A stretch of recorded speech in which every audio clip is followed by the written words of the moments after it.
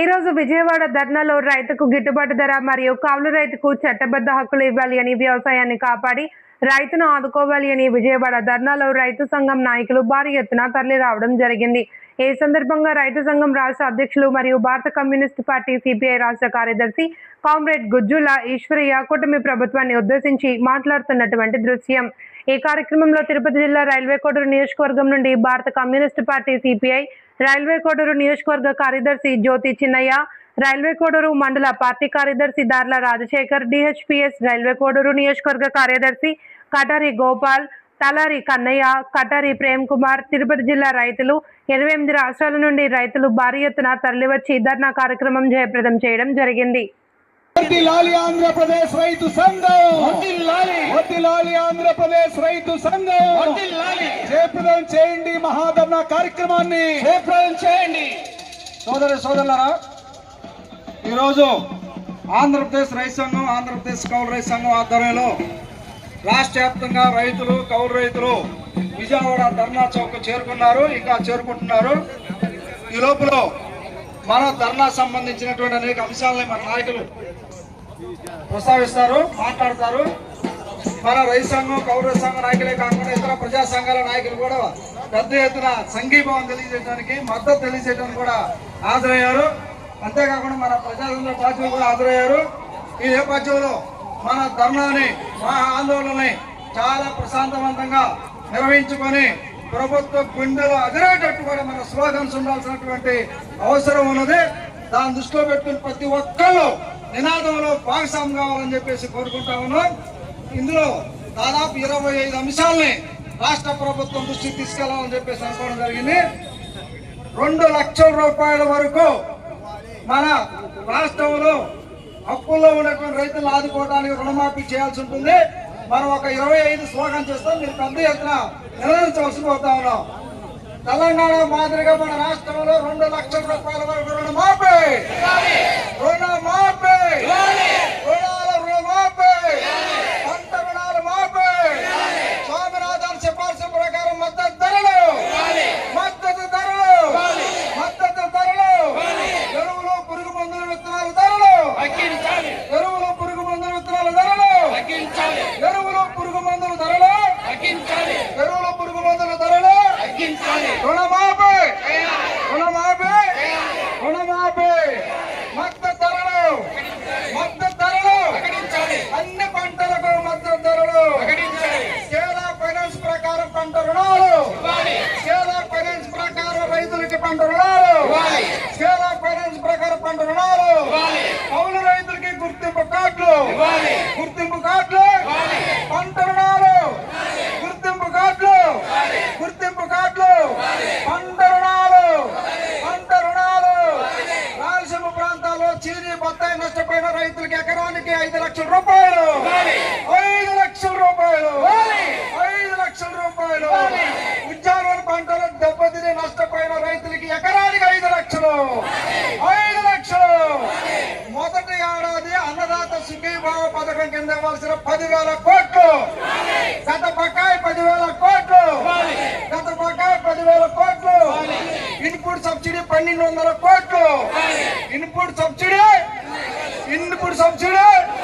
పంటల బీమా పరిహారం 4,500 కోట్లు, 4,500 కోట్లు, పంటల బీమా పరిహారం 4,500 కోట్లు, కౌలు రైతుల బకాయిలు 3,200 కోట్లు, కౌలు రైతుల బకాయిలు 3,200 కోట్లు, 3,200 కోట్లు, ఆత్మహత్య చేసుకున్న రైతు కుటుంబాలకు 200 కోట్లు, బాధిత రైతు కుటుంబాలకు 200 కోట్లు, 200 కోట్లు, పట్టు రైతులకి 70 కోట్ల ఇన్సెంటివ్, పట్టు రైతులకి బోనస్ 70 కోట్లు జరిగింది. ఇప్పటికైనా రాష్ట్ర ప్రభుత్వం అన్ని వర్గాల వారికి పెన్షన్లు ఇస్తా ఉన్నారు. మహిళలకు పెన్షన్లు ఇస్తున్నా ఉన్నారు, వికలాంగులకు పెన్షన్లు ఇస్తున్నా ఉన్నారు, అన్ని వర్గాలకు పెన్షన్లు ఇచ్చి వాళ్ళ యొక్క సంక్షేమం చూస్తూ ఉన్నారు. కానీ 6 గాళ్ళకు కష్టపడి కరువులో పుట్టి, కరువులో పెరిగి, వలసలకు పోయి, తుఫాన్లు ఎదుర్కొని అన్ని రకాల ఇబ్బంది పడుతున్నటువంటి రైతాంగానికి మాత్రం 50 సంవత్సరాలు ఉన్నటువంటి రైతుకు పెన్షన్ ఇవ్వకపోవడం అనేది ఇంతకంటే దారుణమైన విషయం. కనీసం వారికి 10,000 రూపాయలు పెన్షన్ ఇవ్వాలని చెప్పేసి ప్రభుత్వానికి విజ్ఞప్తి చేస్తాం. వీటితో పాటు అనేక రకాలైన 28 జిల్లాల్లో కూడా వివిధ రకాలైన సమస్యలు ఉన్నాయి. కాబట్టి ఈరోజు రాష్ట్ర ప్రభుత్వంతో ఆంధ్రప్రదేశ్ రైతులతో గవర్నమెంట్ అనాథాన్ని చేర్చుకోవడానికి ఈ ప్రభుత్వం నుండి 20 ప్రతిపాదనలు చేసి ఈ ఎజెండా అమలు కోసం ఆ పోరాటాన్ని చేస్తా ఉన్నాం. 28 జిల్లాల నుంచి రైతాంగంలో విజయవాడ కేంద్రానికి తరలి వచ్చి రాష్ట్ర ముఖ్యమంత్రి కార్యాలయానికి రైతు సమస్యలపైన రాయబారాన్ని నిర్వహిస్తూ ఉన్నాం.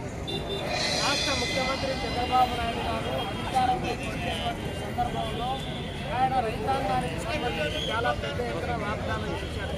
కానీ ఆచరణలో ప్రభుత్వం వైఫల్యం చెందుతూ ఉంది. ఎప్పుడో వచ్చినటువంటి హుదూద్ తుఫాను మొదలుకొని మన వచ్చినటువంటి బెంతా తుఫాను వరకు అనేక రకాలైన కరువు ప్రాంత రైతాంగాన్ని ఆదుకోవడానికి ప్రభుత్వమే లెక్కలు గణాంకాలు వివరించి వేల కోట్ల రూపాయలు పెండింగ్లో ఉన్నాయి. దాదాపు 22,500 కోట్ల రూపాయలు పెండింగ్లో రైతాంగానికి ఇవ్వాల్సినటువంటి బకాయిలు ఉన్నాయి. వాటి గురించి ఇంతవరకు ప్రభుత్వం అన్నిగతి లేనటువంటి. మరొక వైపున మామిడి రైతులు కానీ, పొగాకు రైతులు కానీ, అదేవిధంగా మొక్కజొన్న రైతాంగం కానీ, బత్తాయి రైతాంగం కానీ అనేక రకాలుగా ఇబ్బంది పడుతూ ఉన్నారు. పండినటువంటి పంట చేతికి వచ్చేటువంటి సందర్భంలో ఎండగాలిపై 8 లక్షలు పెట్టుబడి పెట్టి లబో దిబో అని మొత్తుకుంటా అంటే కనీసం ఎన్యూమినేట్ చేసినటువంటి పరిస్థితి కూడా లేనటువంటి వైపత్యాల పరంపర కొనసాగుతోంది.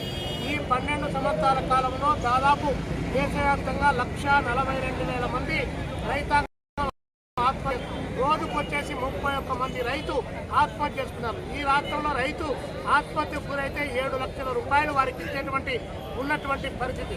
కానీ ఈరోజు 7 రూపాయలు కూడా ఇవ్వనటువంటి పరిస్థితి కొనసాగుతుంది.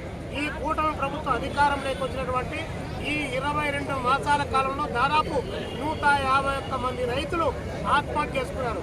కానీ రైతుకు పెన్షన్ ఇవ్వమంటే 10,000 రూపాయలు ప్రభుత్వ ఖజానా ఖాళీ అంటారు. అదేవిధంగా ఒక్క మారు రైతుకు ఇవ్వాల్సినటువంటి ఒక 2 లక్షల రూపాయలు రుణమాఫీ చేయమంటే దాని డబ్బులు లేదంటారు. కానీ కార్పొరేట్ కంపెనీలకు మాత్రం లక్షల కోట్ల రూపాయలు రాయితీలు ఇస్తా ఉన్నారు. ఆరుగాలం కష్టపడి ఈ దేశానికి తిండి పెట్టేటువంటి రైతు మాత్రం ఆకలి చావులు తెచ్చేటువంటి పరిస్థితి నేపథ్యంలో మేము ఆంధ్రప్రదేశ్ రైతు సంఘం, కౌలు రైతుల సంఘం నుంచి మేము డిమాండ్ చేస్తాను. రైతుకు 10,000 రూపాయలు పెన్షన్